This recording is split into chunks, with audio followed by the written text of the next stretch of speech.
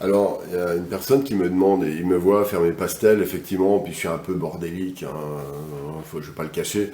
Et en fait, ça ne me dérange pas de poser un pastel presque fini sur d'autres pastels, parce qu'en fait, à l'arrière, tout simplement, c'est du pastel mat. Il y a un film plastifié qui le protège assez bien, c'est-à-dire comme c'est très glissant, ça n'abîme pas le pastel dessous. Tout simplement, ça fait presque comme le papier cristal. J'ajoute que les pastels, je les finis à 90-95%. Je garde toujours 5-10% pour la fin. Et c'est seulement au moment de l'encadrement que je fignole ces 5-10%. Bien sûr, il faut quand même être prudent, il ne faut pas faire n'importe quoi, il ne faut pas les glisser, etc. Mais comme ce sont des feuilles de pastel qui sont très adhésives, notamment le pastel mat, un peu le pastel carte, un peu, il est bien aussi pour ça, je n'ai pas le problème que j'aurais si c'était sur des feuilles, par exemple, de canson, où le pastel tient moins bien.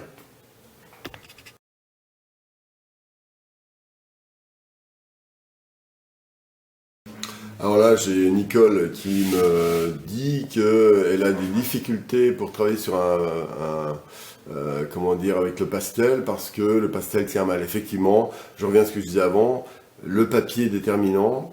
On peut faire du pastel sur des papiers qui ne sont pas très accrocheurs pour faire des effets particuliers, des effets de transparence, etc. Mais c'est vrai qu'il est plus fragile. Et moi, c'est pas le type de pastel que je pratique. Mais ça peut faire de très beaux effets, mais c'est fragile, voilà, tout simplement. Après, c'est des problèmes de choix, hein, par rapport à ce que vous voulez rendre comme effet artistique, ce qui correspond à votre ressenti, tout simplement.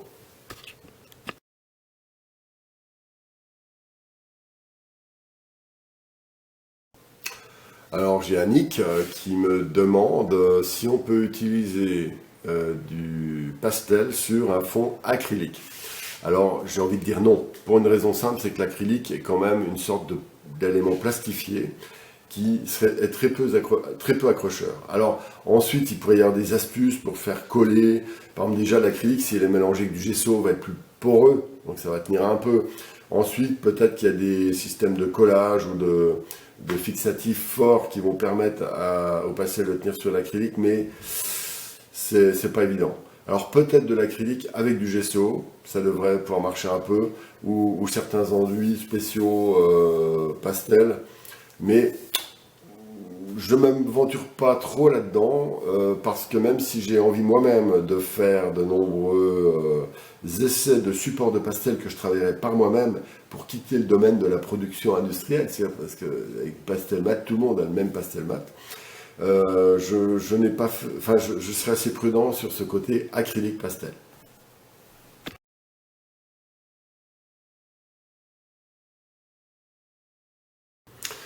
Alors, Roland me demande, est amusé par le fait que je récupère des vieux pastels pour refaire des nouveaux pastels. En fait, tout simplement, c'est très amusant. Moi, j'ai certains pastels que j'ai finis 10, 15, 20 ans après. Ça m'amuse beaucoup. C'est une sorte de rupture avec le temps qui n'existe pas, comme vous le savez. Et il y a cet aspect-là, c'est-à-dire finir quelque chose commencé il y a 20 ans, c'est drôle. Mais il y a aussi un truc, simplement des pastels qui sont peu intéressants. Je les essuie avec un pinceau et je redémarre dessus.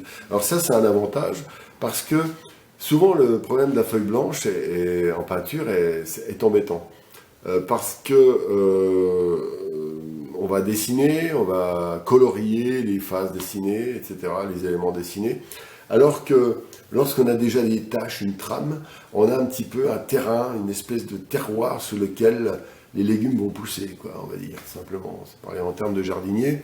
C'est intéressant. Et donc un vieux pastel, à condition que le papier ne soit pas abîmé, peut être un excellent support parce que vous allez surfer, glisser déjà sur des choses existantes. Et donc le fond, même déjà utilisé légèrement, va vous aider à faire décoller votre imaginaire et à suivre. Donc ça peut être intéressant. Mais il faut avoir déjà un petit peu d'expérience.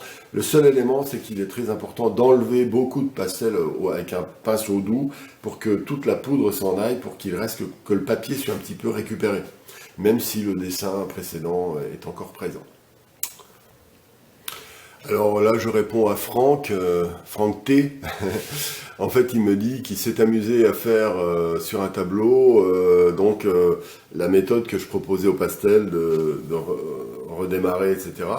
Et c'est ça qui est marrant, c'est que très souvent, la finition du tableau, moi je dis mon tableau est fini que quand je l'ai vendu, excusez-moi c'est un peu vulgaire, mais c'est pas faux. C'est-à-dire que de temps en temps je revois des tableaux que j'ai déjà exposés 3 fois et je vais les retravailler, un petit glacis par là, un petit détail par là, un petit glissement ici, une griffure, un petit effet de matière que je rajoute, etc. En général c'est des bricoles, on ne change pas tout, hein, sinon il vaut mieux faire un autre tableau. Mais donc voilà, donc bien Franck, c'est très bien d'avoir fait cette expérience.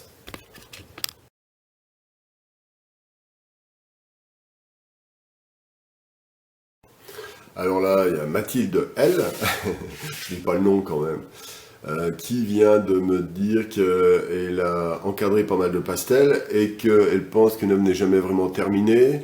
Elle a toujours envie de les désencadrer pour les modifier, etc. Alors, effectivement, elle craint que un excès de finition tue la spontanéité, et elle a raison. Après, c'est un problème d'équilibre. Après, on rentre vraiment dans la psychologie, c'est-à-dire la peur de rater, la peur d'être jugé. Alors, on a envie de refaire, de refaire, de refaire. Et à un moment donné, il faut s'abandonner, il faut s'amuser. Alors, je pense qu'il y a en même temps le sérieux d'aller au maximum de ce que l'on peut faire. Ça, c'est pour des raisons de dignité, je dirais, de dignité artistique. On est responsable, comme nous sommes des empereurs d'un territoire de la taille de nos chaussures, nous sommes responsables de ce que l'on fait. Mais en revanche, quand c'est la peur qui nous amène à finir pour ne pas être découvert, là c'est mauvais. Donc c'est un problème d'équilibre. Bien sûr, chacun d'entre nous, empereur et empératrice que nous sommes, c'est à nous de juger. Voilà.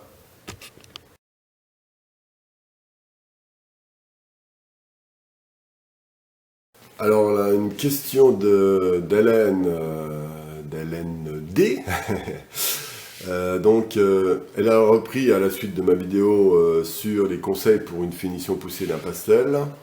Donc elle voudrait reprendre un tableau, mais elle ne sait pas par quel bout commencer. Alors déjà, la méthode, c'est la méthode que j'appelle du peintre paresseux. Il faut se mettre assis tranquillement et lui laisser vous parler. C'est pas vous avec votre tête qui devez changer le tableau. C'est le tableau qui doit communiquer avec vous. Très important. Sinon, vous n'y arriverez pas. Vous allez changer un truc, puis un autre truc, puis un autre truc. Vous savez, ça fait vite un canevas lourd, fatigué, fatigant. Et c'est pour cette raison que, justement, c'est un des trucs importants, c'est être capable, la vraie réponse active est dans l'attitude passive, vigilante. Voilà. Donc, quand ça vous arrive de vouloir changer un tableau, n'intervenez que quand il vous parle. Mettez-vous, je ne suis pas fou, hein, je vous le dis carrément, mais c'est très technique ce que je dis là. Mettez-le devant vous et laissez-le vous parler. Mettez des fois plusieurs tableaux en même temps pour ne pas être fixé sur un tableau avec se dire « Ah, j'y arrive pas, j'y arrive pas, j'y arrive pas, j'y arrive pas ». Laissez-les vous parler. Puis de temps en temps, vous vous dites « Tiens, celui-là, je vais le changer ». Puis c'est l'autre qui va vous parler.